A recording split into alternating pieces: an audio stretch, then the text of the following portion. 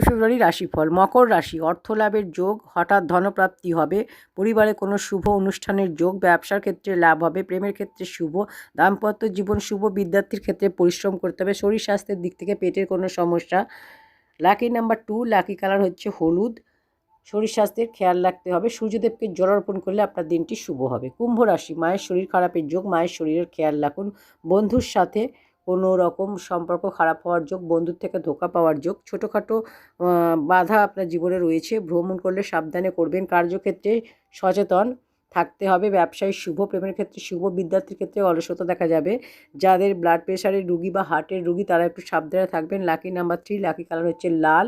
সূর্যদেবকে জল অর্পণ করলে আপনার দিনটি শুভ হবে। মীন রাশি, পরিশ্রম করতে হবে, পরিশ্রম করলে লাভ হবে।